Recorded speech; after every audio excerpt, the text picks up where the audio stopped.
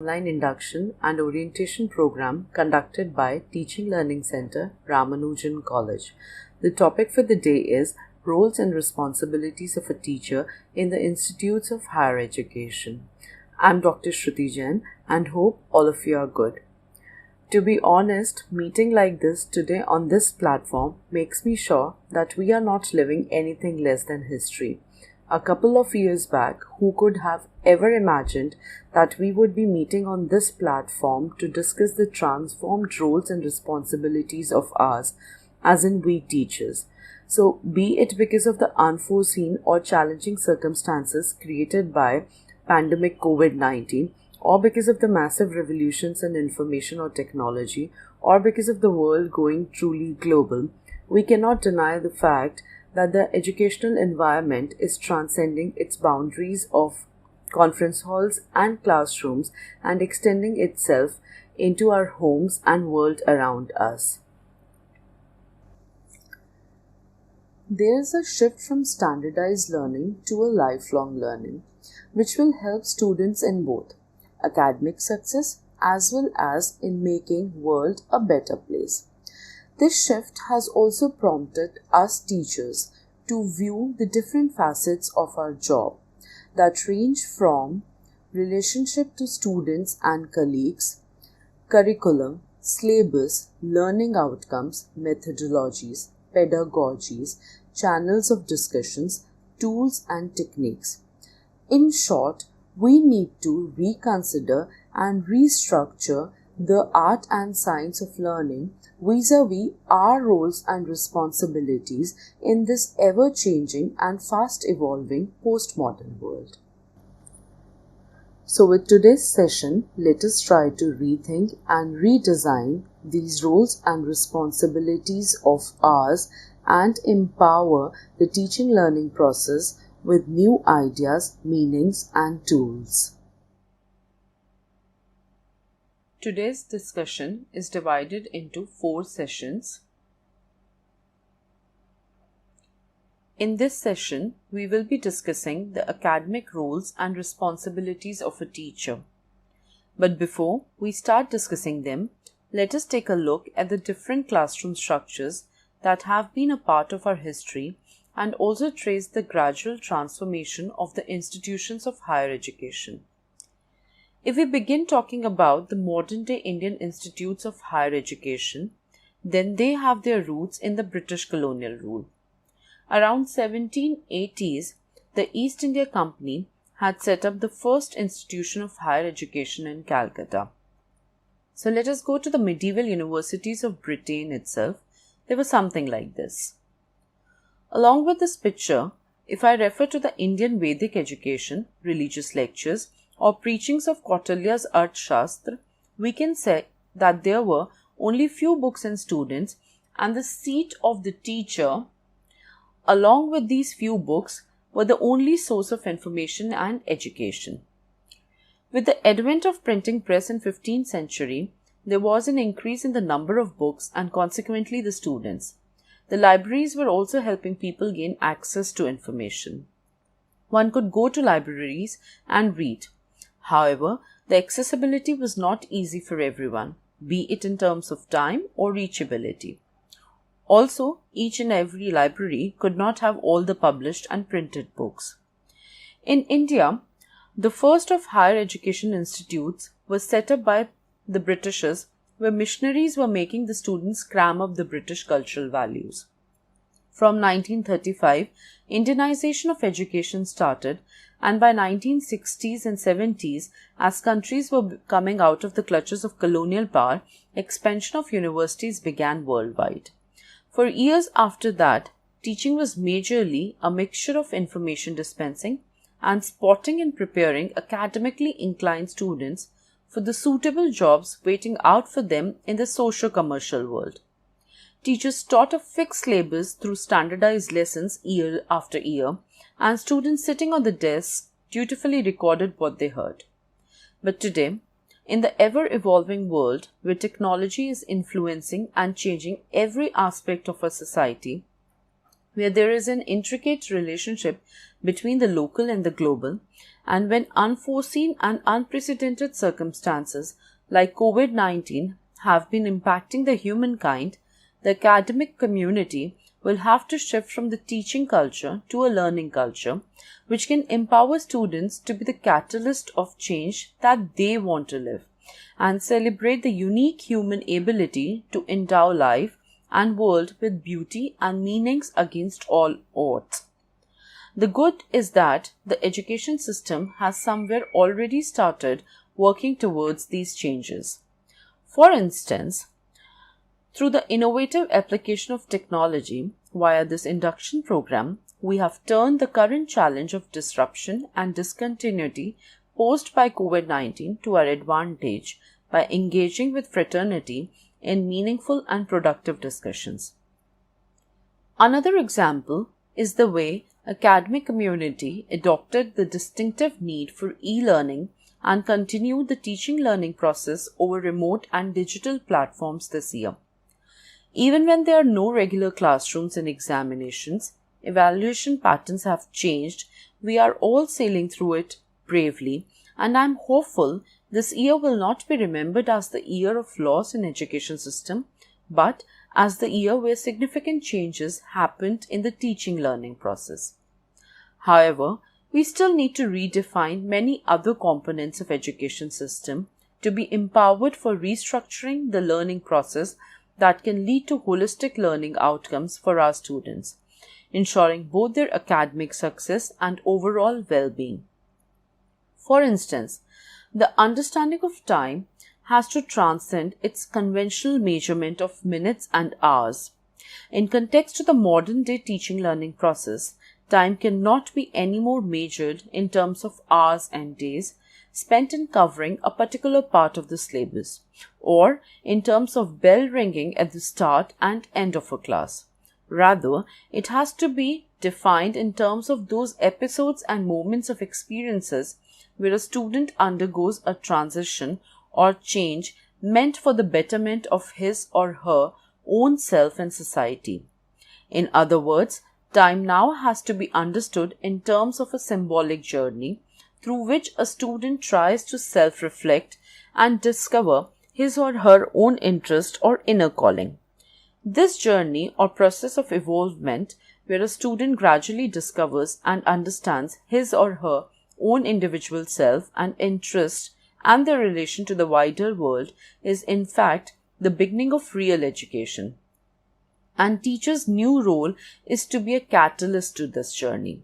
That is, the role of a teacher has to be transformed into a facilitator who can help students to integrate their emotional needs, social requirements, and intellectual growth. You must be then wondering, what about the pre-decided curriculum and those conventional chains of finishing up syllabus by the semester or year end and standardized test? Exactly. This is what the teaching learning process has to move from. This is a move from routinized chain of events comprising of 4-wall classrooms, dictating lessons, periodical 3 hours examinations, and 5-hour schedule. A move from the importance of teaching to the importance of student-centric learning. As teachers, we have always known the fact that knowledge is ever growing. No one mantra is universal for attaining success, and in the contemporary times, even information is readily available in bits and bytes, making the students feel empowered more than ever. So can our role be really confined to a 60 minutes lecture, or dispensing the framed syllabus, or doing evaluation based on curriculum? A big no. A teacher will have to play the role of a facilitator who can expand upon students' potential and co-create knowledge with them. We will have to make our students observe the difference between information seeking and learning. We will have to help our students see the difference between becoming the masters of the discipline and experiencing a love for never-ending and ever-evolving process of learning. Meaningful educational experiences are those that help students to deal with the issues of the real world, and thus these experiences should be rooted in the outside world itself.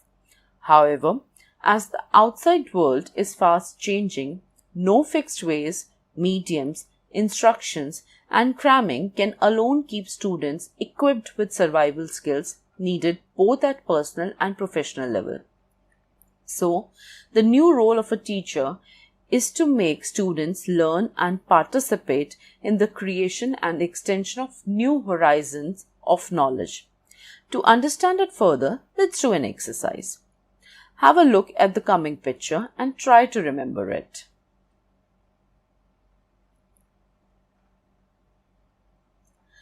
Now, try to recall all the things that were there in the picture. So, for example, how many bundles of currency were there? What all denominations were there? Which colors were used for writing? How many rubber bands were there? Which denomination was the man counting? What was the color of the sponge? What was the color of the paper on which text and numbers were written? How many bundles of each denominations were there? So, how many of you could answer all the questions, or how many of the questions could you answer? Let us see. But wait, the earlier picture or reality has partially lost its relevance as the Indian society underwent a drastic change because of demonetization. We had been living in a primarily cash economy, and demonetization all of a sudden took away the major chunk of the cash from the market. Rather, because of demonetization, cash lost its supremacy to e-wallets like Paytm, Google Pay, ICICI Pockets, and many more of such sorts. When we try to teach and make students remember standardized syllabus, we sometimes tend to forget that things become meaningful only when a student learns by connections and relations to everyday changing reality and the wider world. Teachers need to be reflective facilitators and stir students to comprehend that learning must be contextualized in these changes, needs and challenges of the real world, and undergoing this process of learning leads to knowledge acquisition. Now, how can we initiate this process of learning? On the basis of the discussion of various concepts and perspectives that a topic can be looked from, let the students critically reflect on the curriculum content or any topic from the syllabus. In this process, they might accept or even reject some stated facts, but in the process, they will also reflect at the different workings of the real world. This will also help them develop different ways to look at an issue. They will also probe into the reasons for the existence of the issue and will come up with various solutions or uses. This process in itself is also a knowledge acquiring process. Hence, leave your students with some content that can be an idea, topic in their curriculum, a video, a picture, an issue, an activity, or an exercise. Devise a flipped classroom model. Aim to make them active participants. Plan activities that make students feel included and not just let them be passive observants. Let them recognize the significance of the topic in their life and surroundings so that the knowledge gained can lead to a larger good for the students and the society. Let us discuss it further through an example.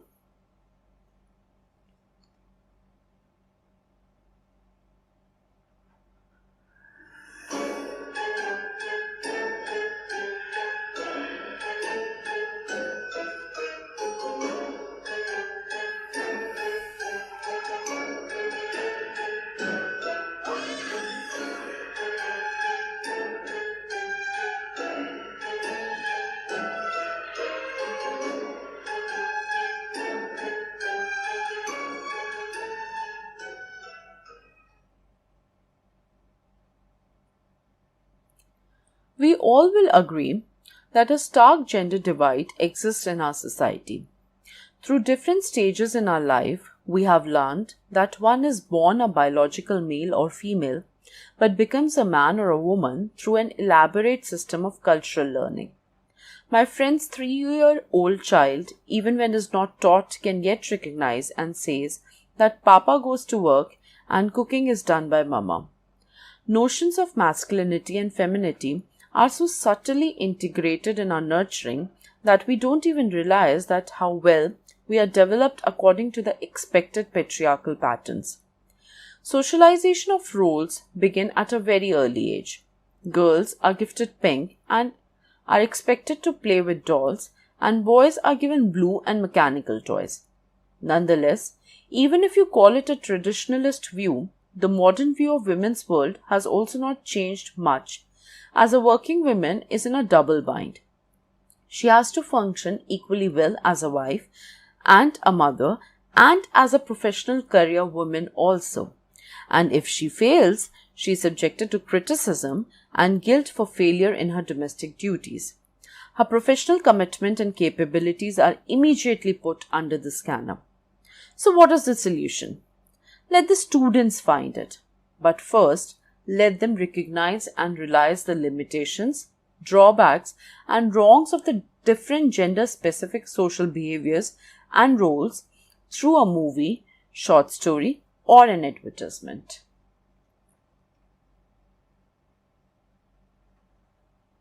नाना ये देखो shield leg helmet homework हो गया। Mummy ये देखो फिर दाग लगा दिया।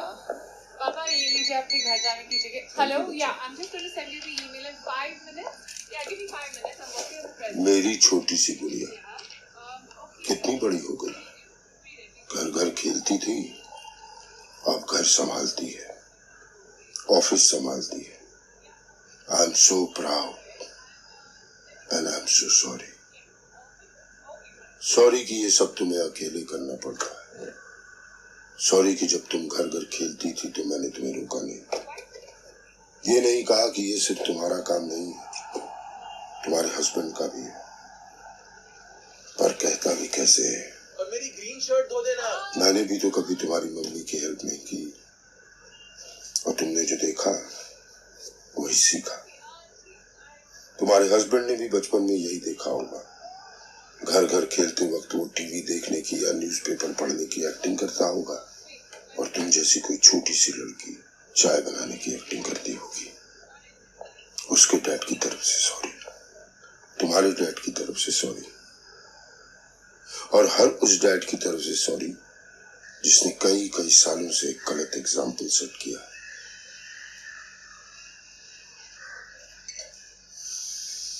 पर अभी भी देर नहीं हुई। इस सॉरी के साथ मैं अपनी तरफ से एक छोटी सी कोशिश करूंगा कि घर के काम में मम्मी की हेल्प करें। किचन का किंग ना बन पाऊं तो कम से कम लॉन्ड्री में तो हाथ बटाऊं। इतने साल एक गलत एग्जाम्पल सेट किया है, अब कुछ सही कर जाऊं। तुम्हारा पापा।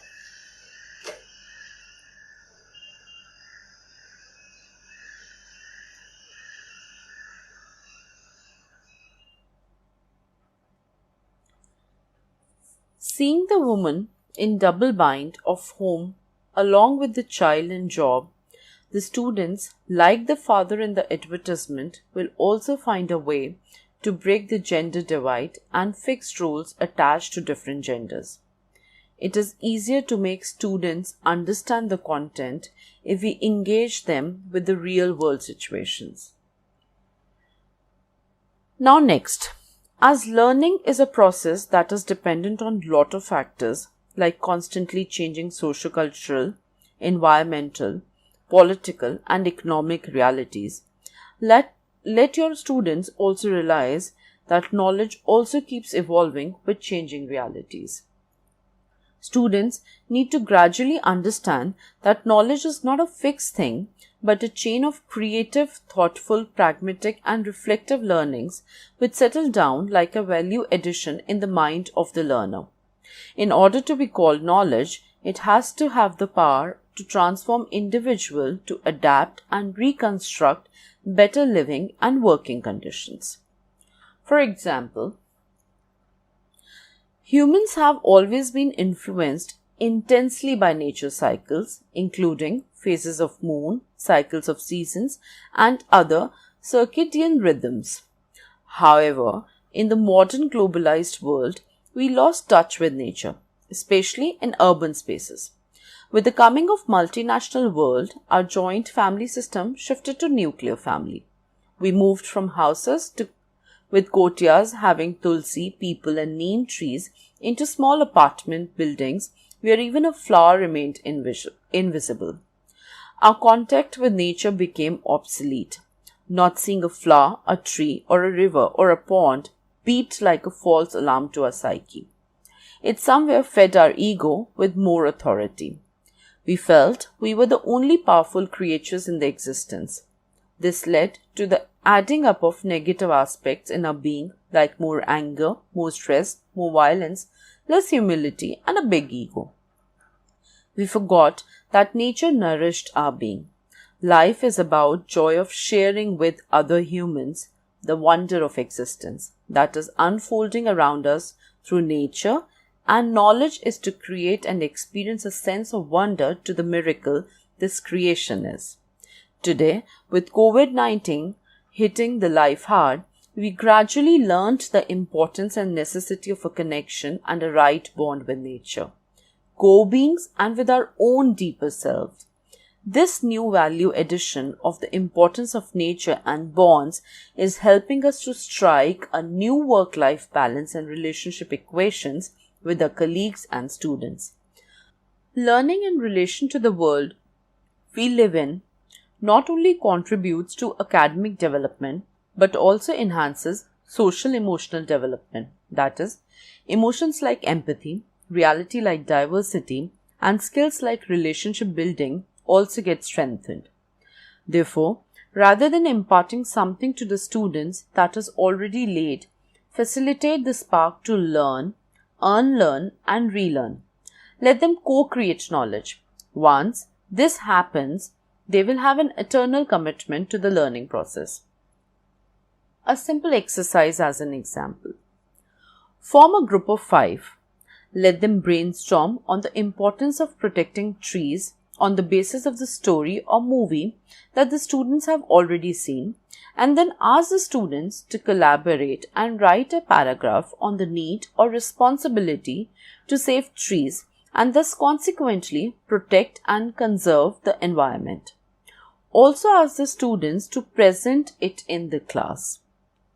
The learning outcomes will be: students will learn to look into the future, imagining the possible, collaborative learning, learning to summarize. Sensitivity to environmental issues will be generated, that is the need of the hour. Adherence to a timeline, making presentations, and finally they will learn to conceptualize a project with some objectives. In this process of brainstorming with content, the students will come up with questions and bang on. This is another successful shift that you will achieve, making them think, express, and speak their understanding, discover their individuality, improvise with limited resources, acknowledge the different opinions of classmates. So, flip your classroom. Flipped classroom is actually flipping the traditional classroom methods. Unlike the traditional classroom, in the flipped classroom, the content to be discussed in a class is already given to the students. They go through it before coming to the class, and then the teacher utilizes the class time in such a way that students are guided to apply their acquired knowledge for deeper understanding of the content and display their ability to use it. This keeps the student learning at the center as they become the active constructors of knowledge, and they also get the space to put the acquired knowledge into practice. This also helps varied learners to come and build knowledge together and understand the gaps in their understanding. Let us assume that we have to discuss and explain the significance of paralanguage in communication. The teacher can first ask the students to read or watch a video on the components of paralanguage, and then he or she can begin with his or her class with an exercise where a geometrical figure like this has to be conveyed to the class by two students. One who can see the class and assist the fellow students in drawing the figure right by putting various paralanguage components in use, and the other who can neither see nor answer the queries of the fellow students in drawing the figure. The exercise will help draw students' attention to the importance of each and every element of paralanguage and will also introduce them to the concept of feedback. Next role of teacher is to assist students to adjust to the present-day requirements of interdisciplinary approach and multidimensionality. I hope all of you must have read this beautiful short story titled Kabuliwala, published in 1892, written by the great Rabindranath Tagore. The story is about the bond of unconditional love which is beyond the realm of history. Kabuliwala, an Afghani Pathan, has come to Calcutta to sell almonds from faraway mountains and valleys. Separated from a little daughter, he finds happiness playing and narrating stories to 5-year-old Minnie, whose father buys almonds from the Kabuliwala. While teaching the story of universality of human responses and desires that touches an emotional chord, me and my students could not escape thinking and discussing the following. Barriers of suspicion that exist in 21st century society based on differences of religion. Second, the changed political relationship between many geographical masses. How are maps constructed and altered? Terrorism and its impact. Emergence of a third country in between India and Afghanistan. Mobility. The free travelling from Afghanistan to Calcutta to a now restricted one. Questions like migration and internal movements came in. Commerce and trade between Afghanistan and India. Commodities that were marketed by Afghans in India, especially nuts and dried fruits, and role of Kabuliwalas in the Indian economy. No discipline can be discussed in seclusion as it doesn't operate in isolation in the working markets. We need to interact about how a particular discipline has connections to the wider world so that students can communicate and collaborate across boundaries and cultures. In the global world, the learning approach has to be interdisciplinary and multidimensional. Now, let us discuss two very important responsibilities of teachers: assessment and evaluation. Assessment and evaluation are the two tools that can help teachers to know if effective learning is taking place. Are the students meeting the learning objectives? Are the concepts clear to the students? But before we converse about the various methods, let us discuss what is assessment. Assessment is a gradual process that supports learning. It involves keeping a track or monitoring the progress of the students both at the individual and class level. By monitoring the progress, teachers can identify and plan the next or change steps and strategies in the process of learning. I use the word change because at times certain methodologies can be ineffective. The assessment of the progress has to be in terms of the degree of understanding of the content and its relevance, knowledge gained and skills acquired. Standardized tests can be a part of assessment, but if we agree to the importance of learning material being dynamic, if learning outcomes have to be knowledge acquiring and skill based, if pedagogy should be collaborative and participative in nature, then assessment cannot be just in the form of static standardized tests.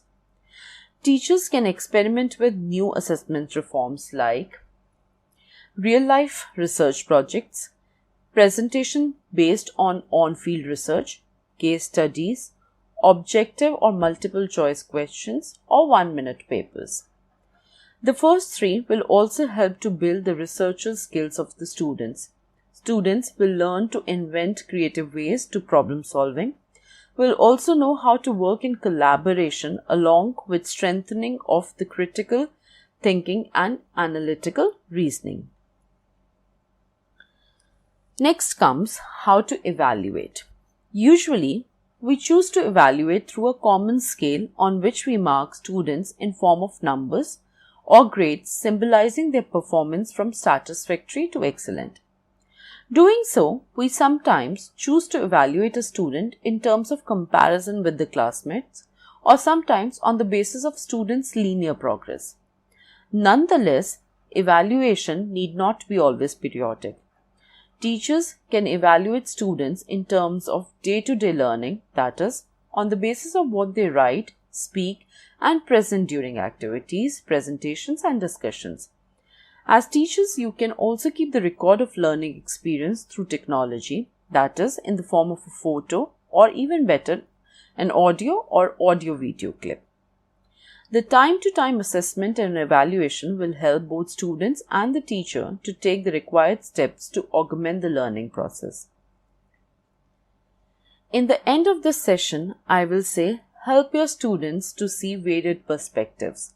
Jerk them from the mold of a single truth. Let them understand the workings of the world around them. The new indispensable role of a teacher is of a catalyst, a facilitator. By doing so, you will be helping your students find their own thoughts and voice, which will make them stronger and confident to thrive and survive.